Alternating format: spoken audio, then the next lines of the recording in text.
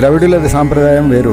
ద్రవిడుల సాంప్రదాయము పూర్తిగా అనాగరిక ఆదిమ ఆచారాలకు సంబంధించినటువంటిది. వీళ్ళు స్థానికంగా పరిణామం చెందినటువంటి ఒక మానవ సంతతి ద్రవిడులు.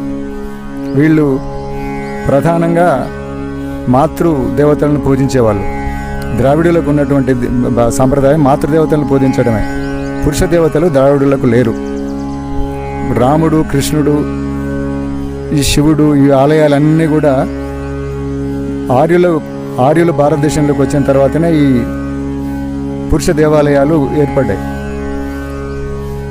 ద్రవిడులు మాతృదేవతలను పూజించే వాళ్ళు, కానీ వాళ్ళు చిన్న చిన్న ఊళ్ళల్లో కట్టి పూజ చేసుకునేవాళ్ళు. ఎల్లమ్మ, మైసమ్మ, పోచమ్మ, మారమ్మ, ఇటువంటి పేర్లన్నీ కూడా, ఈదమ్మ, ఈ పేర్లన్నీ కూడా ద్రవిడ మాతృదేవతలు. అయితే ఈ మాతృదేవతల స్థానంలో వీళ్ళు ఆర్యులు కొత్త దేవులని, వాళ్ళు ఈ ఆర్యులే ముందు అగ్నిని, వాయువుని, ఇంద్రుణ్ణి పూజించే సాంప్రదాయం వీళ్ళకు ఉంది. ద్రవిడ దేవతలందరూ కూడా పురుష దేవతలు, ఆర్య దేవతలందరూ కూడా పురుష దేవతలు, ద్రవిడ దేవతలేమో మాతృదేవతలు.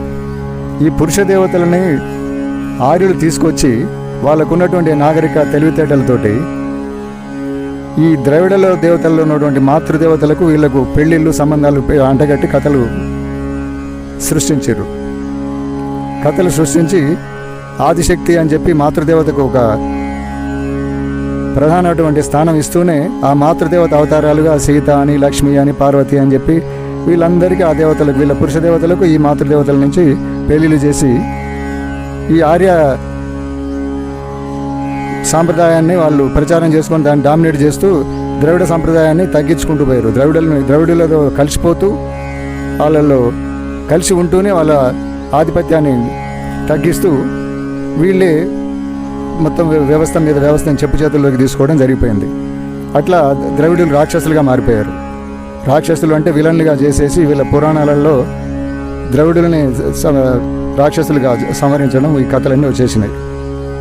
ఆర్య సంస్కృతి యొక్క దాడి ద్రవిడుల మీద జరిగింది. ద్రవిడులకు నిజానికి దేవుడు అనేవాడు లేడు. వాళ్ళు మాతృదేవతలను మాత్రమే పూజించేవాళ్ళు. ఆ మాతృదేవతలకు ఇప్పుడు మనకు పేరంటాలకు ఇచ్చే గౌరవం లాంటి ఒక చారిత్రక ప్రాధాన్యత ఉండేది. అటువంటి మాతృదేవతలను వాళ్ళు పూజించేవాళ్ళు.